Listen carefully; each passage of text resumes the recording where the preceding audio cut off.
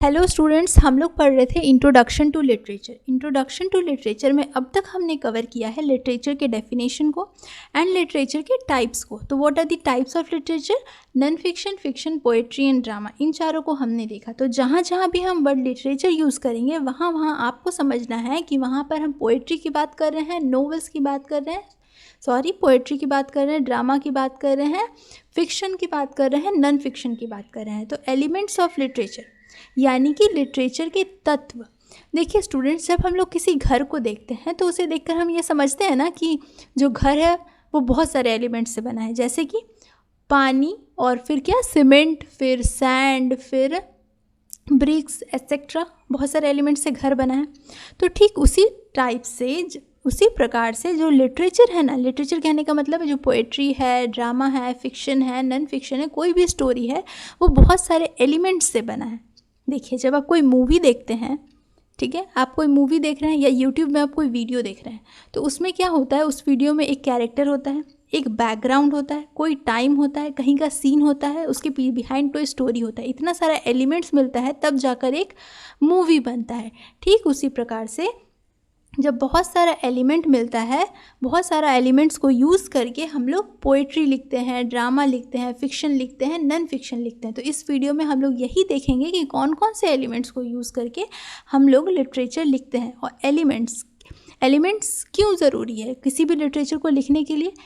मान लेते हैं कि हम कोई पोएम लिखे हैं या फिर हम कोई drama, fiction, non fiction etcetera कुछ भी लिखे हैं जिसे हम लिटरेचर कह सकते हैं। तो वो एलिमेंट जो है ना, लिटरेचर को रूपरेखा देने का काम करता है। क्या देने का काम करता है? एलिमेंट जो है लिटरेचर को एक फ्रेमवर्क देता है। क्या देता है? फ्रेमवर्क, जिससे जो रीडर होता है, जो पढ़ रहा होता है स्टोरी या पोएम, उन्हें उसे समझने में आसानी होती है। इसीलिए एलिमेंट्स यूज़ किए जाते हैं लिटरेचर में। बिना एलिमेंट्स के कोई भी स्टोरी नहीं हो सकता, कोई भी पोएम नहीं हो सकता, कोई पोएट्री, कोई स्टोरी, कोई ड्रामा, कोई फिक्शन बिना एलिमेंट्स के लिखे नहीं जा सकते। Elements are the essential part of literature, they provide framework to literature. Okay, so पढ़ते हैं कि एलिमेंट्स ऑफ लिटरेचर क्या क्या है।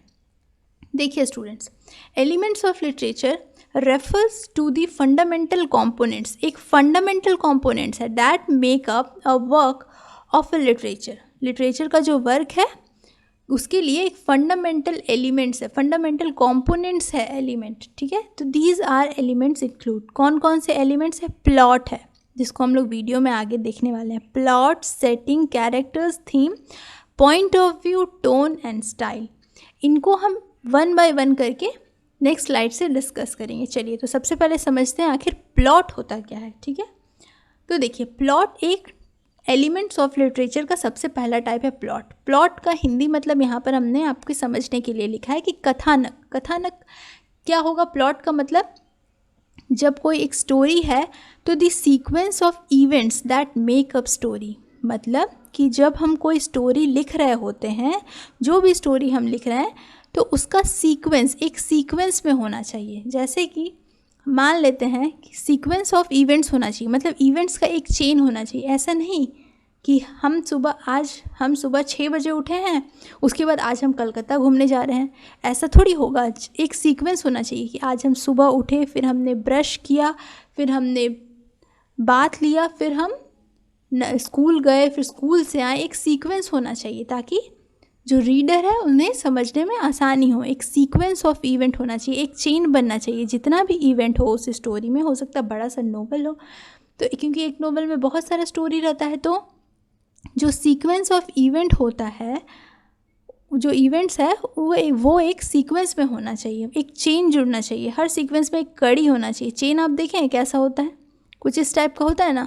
तो जैसे कि एक कड़ी दूसरे कड़ी से जुड़ा होता है, वैसे ही एक इवेंट दूसरे इवेंट से जुड़ा होना चाहिए स्टोरी का, उसे हम कहते हैं प्लॉट। एग्जाम्पल से समझते हैं कि रोमियो एंड जूलियट। ठीक है, रोमियो एंड जूलियट क्या है? एक प्ले है। प्ले किसका पार्ट था बच्चों? याद होगा आपको, ड्रामा का।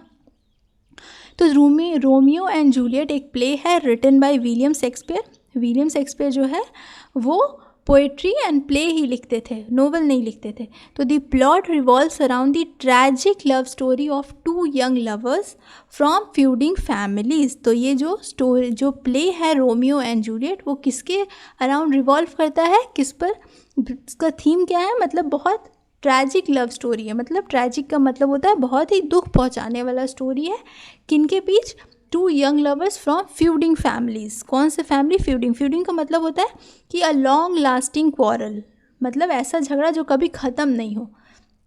तो किसके रिवॉल्व्स अराउंड है, tragic love story of two young lovers from feuding families. Romeo and Juliet जो प्ले है उसमें क्या होता है, जो सीक्वेंस है, इस जो प्ले में जो सीक्वेंस ऑफ इवेंट्स है वो एक के बाद एक वैसे जुड़े हुए हैं। और किसके रिवॉल्व्स अराउंड है, ट्रैजिक लव स्टोरी, मतलब बहुत दुख पहुंचाने वाला है। तो ये होता है प्लॉट। चलिए सेकेंड एलिमेंट देखते हैं कि क्या है। सेकेंड होता है सेटिंग। सेटिंग का मतलब होता है स्थान और समय।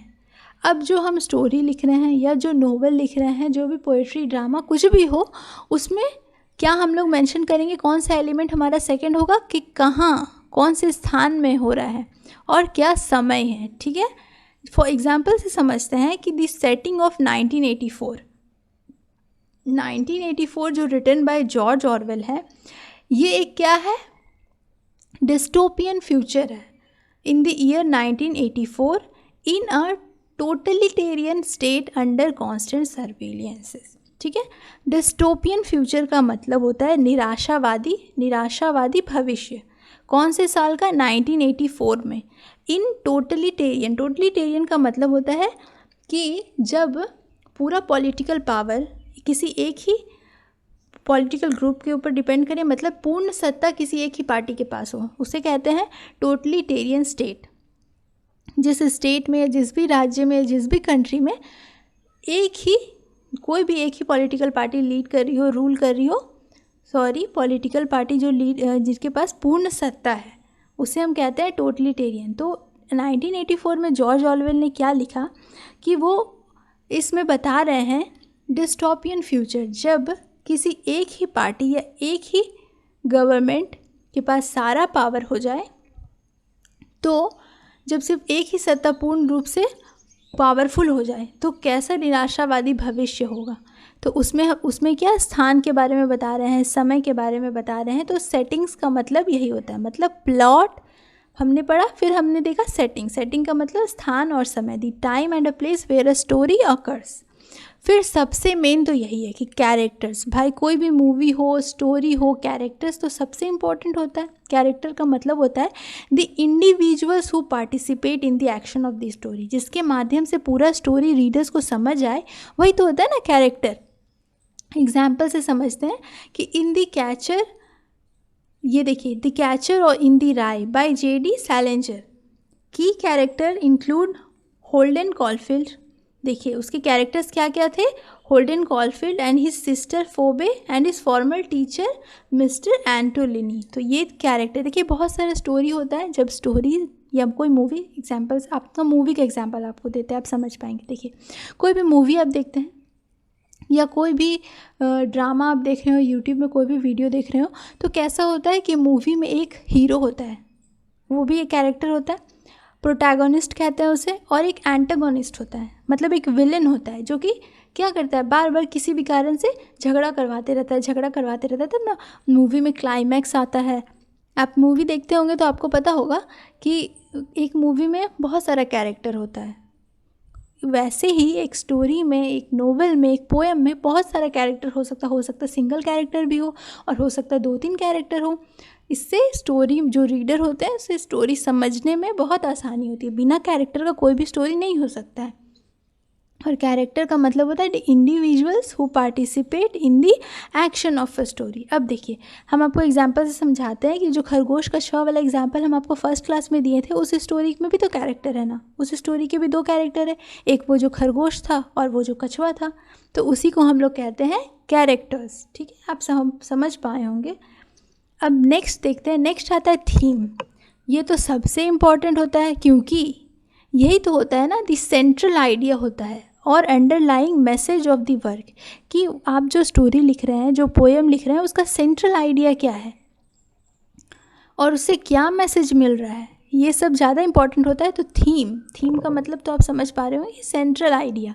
For example, to kill a mockingbird by Harper Lee deals with themes of racial injustice. देखिए इस स्टोरी का थीम क्या है, किस थीम पर बेस्ड है, रेशियल इनजस्टिस। रेशियल इनजस्टिस का मतलब होता है जातीय अन्याय, और मॉरल ग्रोथ एंड एम्पैथी का मतलब होता है सहानुभूति। मतलब ये जातीय अन्याय, फिर मॉरल ग्रोथ एंड सहानुभूति पे बेस्ड है। इस स्टोरी को पढ़ने से हमें ये समझ आएगा, ये थीम है, ये की सेंट्रल आइडिया का पता चल जाएगा। उसके बाद आता है कॉन्फ्लिक्ट। अब देखिए कोई भी मूवी हुआ उसमें कॉन्फ्लिक्ट तो होगा ही, बिना कॉन्फ्लिक्ट का क्लाइमेक्स आएगा नहीं, मूवी इंटरेस्टिंग बनेगा नहीं। तो जो स्टोरी होता है, जो नोवेल होता है, उसमें भी एक कॉन्फ्लिक्ट जरूर होता है। और कॉन्फ्लिक्ट होता क्या है, the struggle between opposing forces that drives the plot. Plot का मतलब क्या था, सीक्वेंस ऑफ इवेंट था ना प्लॉट के मतलब। तो जो प्लॉट को ड्राइव कर रहा है, मतलब जो कैरेक्टर्स है उसमें स्ट्रगल होगा, उनमें ऑपोजिंग फोर्सेस, यहाँ पर वही कैरेक्टर्स को बोल रहे हैं, जैसे जो प्रोटैगनिस्ट हो या जो एंटागोनिस्ट हो उनको कहा जा रहा है, उनमें कॉन्फ्लिक्ट होगा।